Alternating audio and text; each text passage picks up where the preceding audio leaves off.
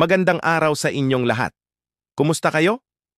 Ngayon, pag-uusapan natin ang isang napakagandang aral mula sa isa sa mga tinitingala kong guro sa personal development, si Jim Rohn. May isa siyang sikat na kasabihan na talagang tumatak sa akin at sana ay magbigay din ng inspirasyon sa inyo. Sabi niya, huwag mong hilingin na sana mas madali ang mga bagay-bagay. Hilingin mong sana mas maging magaling ka. Sa Ingles, don't wish it was easier, wish you were better. Napakalalim, di ba? Pag-isipan natin ito sandali. Ilang beses na ba nating sinabi sa sarili natin, sana naman hindi ganito kahirap ang trabaho ko, o sana mas madali lang ang buhay, o kung sana lang mas mabait ang boss ko. Madalas, kapag nahaharap tayo sa mga pagsubok, ang una nating reaksyon ay hilingin na sana magbago ang sitwasyon sa paligid natin. Parang gusto nating i-adjust ang mundo para umayon sa atin. Pero ang totoo, wala tayong kontrol sa maraming bagay sa labas. Hindi natin kayang kontrolin ang ekonomiya, ang desisyon ng ibang tao o ang mga hindi inaasahang pangyayari. Ang turo ni Jim Rohn ay isang pagbabago ng pananaw. Sa halip na mag-focus sa mga bagay na hindi natin kontrolado, bakit hindi natin ibaling ang ating enerhiya sa nag-iisang bagay na mayroon tayong ganap na kontrol? At ano yon? Ang ating sarili, ang ating mga kakayahan, ating kaalaman, ating disiplina, at ating karakter. Napakaganda na ang karunungang ito ay may katumbas din sa Biblia.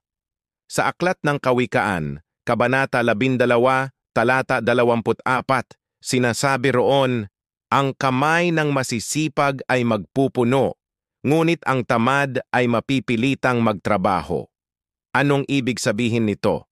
Ang taong masipag, yung taong patuloy na nagpapabuti sa kanyang sarili, nag-aaral, nagsasanay at nagtatrabaho ng may dedikasyon, sa huli ay siya ang mamumuno. Siya ang magkakaroon ng kontrol sa kanyang buhay at sitwasyon. Sa kabilang banda, ang taong tamad, yung umaasa lang na maging madali ang lahat at ayaw magsumikap, ay mananatiling alipin ng kanyang sitwasyon. Mapipilitan siyang gawin ang mga bagay na ayaw niya dahil hindi niya pinaghandaan ang sarili niya. Konektado ito sa sinasabi ni Jim Rohn. Ang paghiling na mas maging magaling ka ay isang aktibong desisyon. Ito ay pag-ako ng responsibilidad sa sarili mong pag-unlad.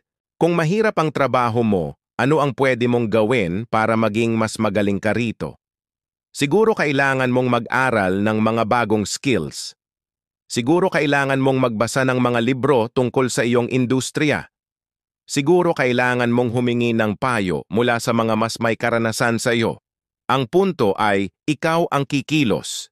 Isipin ninyo ang isang atleta. Kapag may papalapit na kompetisyon, hindi niya sinasabi, sana hindi ganito kalakas ang mga kalaban ko. Ang sinasabi niya at ginagawa niya ay, kailangan kong mag-ensayo ng mas mabuti. Kailangan kong palakasin ang aking katawan. Kailangan kong pag-aralan ang diskarte ng aking mga kalaban. Nag-i-invest siya sa kanyang sarili para malampasan ang hamon. Ganito rin dapat ang pananaw natin sa buhay. Ang buhay ay parang pag-akyat ng bundok. Hindi mo pwedeng hilingin na sana maging patag ang bundok. Ang bundok ay mananatiling bundok. Ang magagawa mo lang ay palakasin ang iyong mga binti, pagandahin ang iyong resistensya, at ihanda ang iyong sarili para sa pag-akyat. Habang ikaw ay nagiging mas malakas at mas handa, ang bundok na dati ay tila imposible ay nagiging posible ng akyatin. Hindi nagbago ang bundok, ikaw ang nagbago. Ikaw ang naging mas magaling, at ang kagandahan nito, kapag nag-focus ka sa pagpapabuti ng iyong sarili, hindi lang isang problema ang nasosolusyunan mo. Ang mga bagong kaalaman at kakayahan na natutunan mo ay magagamit mo sa maraming aspeto ng iyong buhay. Halimbawa, kung nag-aral ka kung paano maging mas mahusay sa pakikipag-usap para sa iyong trabaho, hindi ba't magagamit mo rin yan para mapabuti ang relasyon mo sa iyong pamilya at mga kaibigan? Kapag nag-invest ka sa sarili mo, pangmatagalan ang balik nito. Kaya sa susunod na maharap ka sa isang hamon, isang pagsubok o isang sitwasyon na tila napakahirap, alalahanin mo ang aral na ito. Huminga ka ng malalim at tanungin mo ang iyong sarili, Ano ang kailangan kong gawin para maging mas magaling? Anong skill ang kailangan kong matutunan? Anong ugali ang kailangan kong baguhin? Sa halip na sisihin ang mundo, tingnan mo ang iyong sarili sa salamin at sabihing, kaya kong maging mas mahusay. Ang pagiging better o mas magaling ay hindi nangangahulugang kailangan mong maging perpekto. Ito ay isang proseso ng patuloy na pagunlad, 1% lang bawat araw. Ang mahalaga ay ang desisyon na umusad at hindi manatili sa kinatatayuan. Ang pagiging masipag na binabanggit sa kawikaan ay hindi lang tungkol sa pisikal na pagtatrabaho. Kasama rito ang sipag sa pag-aaral, sipag sa pag-eensayo, at sipag sa paghubog ng ating karakter. Naway magsilbing paalala ito sa ating lahat. Huwag nating hilingin na sana mas madali ang buhay. Hilingin natin na tayo ay maging mas matatag, mas marunong, at mas handa.